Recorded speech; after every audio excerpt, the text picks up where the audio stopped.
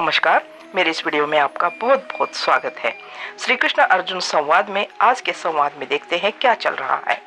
अलौकिक दिव्य चक्षु से जब अर्जुन ने कृष्ण का ऐसा रूप देखा तो ऐसा लगा जैसे इस सृष्टि में हजार सूर्य एक साथ चमक रहे हैं।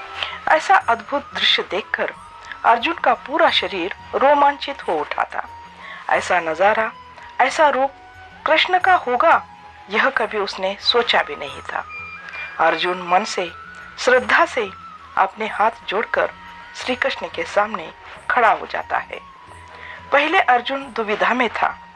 अपना कर्म करने के लिए उसने मना भी कर दिया था, इसलिए कृष्ण को उसे उपदेश सुनाना पड़ा था। अर्जुन कृष्ण से ज्ञान प्राप्त कर रहा था, अपने मन की दुविधा दूर करने का प्रयत्न कर रहा था।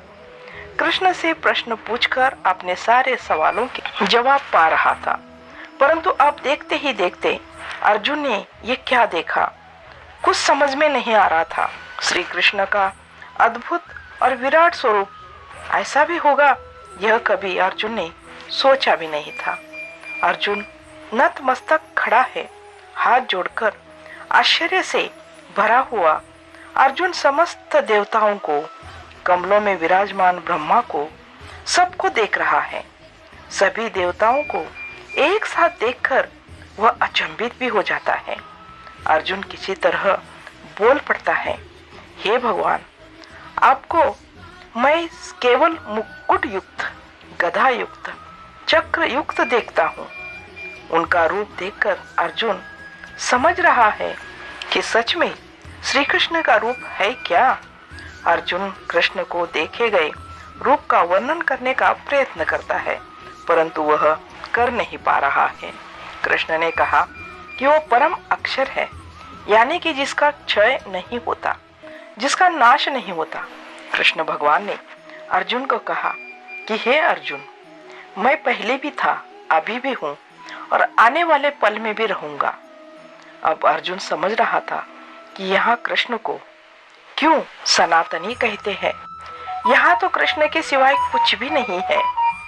जब हम इस दुनिया को देखते हैं तो नीचे जमीन, ऊपर आकाश और इन दोनों के मध्य यह दुनिया दिखती है। इसमें विचरते प्राणी दिखते हैं। अर्जुन उनके रूप का वर्णन करते हुए कह रहे हैं कि मुझे तो धरती, आकाश, वायु, सब जगह में कृष्ण ही दिखाई दे रहे हैं। कितनी महर्षि, सिद्ध पुरुष, ऋषि मुनि, देवतागण कल्याण हो कह रहे हैं और साथ में कृष्ण की स्तुति भी कर रहे हैं। कहते हैं कि कालांतर में भगवान शिव 11 रुद्रों में प्रकट हुए थे। उनका काम था देवताओं की सुरक्षा करना। वैसे कृष्ण अपने बाल रूप में बड़े प्यारे लगते हैं तथा गोपियों के साथ रास लीला रचाते हैं, लेकिन वह सच्चाई नहीं थी। सच्चाई तो यह है कि उनका यह विराट रूप, इस रूप की खासियत यह है कि यह विराट रूप तो है जिसमें ज्यादा वह विकराल रूप भी है। अर्जुन कह रहे हैं कि सब आपके इस विराट स्वरूप को जानने के लिए व्याकुल हो रहे हैं और मैं तो देख कर भी व्याकुल हो रहा हूँ। अर्जुन देखते हैं कि कृष्ण का विराट रूप तो धरती से शुरू हो रहा है और आकाश तक जा रहा है और मुख से एक ज्योति भी निकल रही है। प्रकाश से भरे नेत्र सब तरफ देख रहे हैं। वैसे भगवान का स्वरूप को इस तरह देखकर सब प्रसन्न होते हैं, परंतु यहाँ भगवान कृष्ण का स्वरूप देखकर अर्जुन भयभीत भी हो रहे हैं और मन से शांति भी महसूस कर रहे हैं। हर तरफ मुख, हर तरफ भुजाएं देखकर अर्जुन को कुछ समझ नहीं आ रहा है। उसका दिशा बोध खत्म सा हो गया है। जैसे एक चीज देख लो तो कुछ समझ में भी आ जाए, यहाँ तो कुछ अलग ही देख रहे थे अर्जुन। इसलिए अर्जुन भयभीत भी हो गए थे। अभी तक तो अर्जुन रुद्र, वस्तु और देवता ही देख रहे थे। अभी आगे आगे तो सब विस्मयकारी दिखाई दे रहा था। यहाँ तो अर्जुन ने यह भी देखा कि भीष्म पितामह सारे कौरव के पक्ष के सभी रथी महारथी सब दौड़ते हुए कृष्ण में प्रविष्ट हो रहे हैं। उनके मुख में जाते ही सब चकनाचूर हो रहे हैं। यह दृश्य देखकर तो अर्जुन के रोंगटे खड़े हो जाते हैं।